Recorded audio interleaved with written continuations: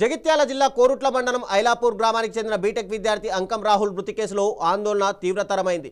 ఏపీలోని ఒంగోలు జిల్లా సింగరాయకొండ బావిలో శవమై కనిపించి 20 రోజులు గడిచిపోయాయి. రాహుల్ మృతదేహాన్ని ఇంకా తల్లిదండ్రులకు అప్పగించకపోవడంపై రాష్ట్ర మానవ హక్కుల కమిషన్కు బీసీ రాజ్యాధికార సమితి ఫిర్యాదు చేసింది.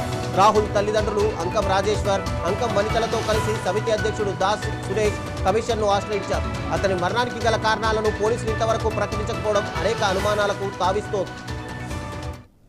రాహుల్ అనుమానాస్పద మృతి మీద 20 రోజులు గడిచినా కూడా ఇటు పోలీసుల నుండి కానీ ప్రభుత్వం నుండి కానీ ఎటువంటి విచారణలో వేగం లేకపోవడం వలన మేమందరం కూడా నిన్న మీడియాకు వివరించినటువంటి విధంగా ఇవాళ తెలంగాణ మానవ హక్కుల కమిషన్కి ఈ యొక్క పిటిషన్ని అందజేయడం జరిగింది.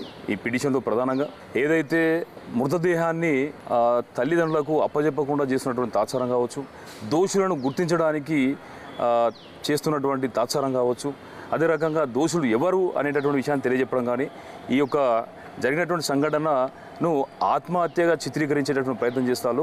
కానీ ఇది ముమ్మాడికి కూడా హత్య అనేటటువంటి మేము ఒక ఏవైతే మాకు ఉన్నటువంటి ప్రాథమిక ఆధారాలను కూడా మేము మానవ హక్కుల కమిషన్కి మేము తెలియజేయడం జరిగింది. కేవలం ఒక రాహుల్ కుటుంబానికి సంబంధించిన విషయం మాత్రమే కాదు, రాహుల్ తల్లిదండ్రులకు సంబంధించినటువంటి విషయం మాత్రమే కాదు, ఇది మన రాష్ట్రంలో ప్రాథమిక విద్యను అభ్యసిస్తున్నటువంటి విద్యార్థులు కావచ్చు, ఇంటర్మీడియట్, డిగ్రీ, పీజీ, ప్రొఫెషనల్ కోర్సులు అభ్యసిస్తున్నటువంటి దాదాపు 70 లక్షల మంది విద్యార్థుల యొక్క రక్షణ గురించి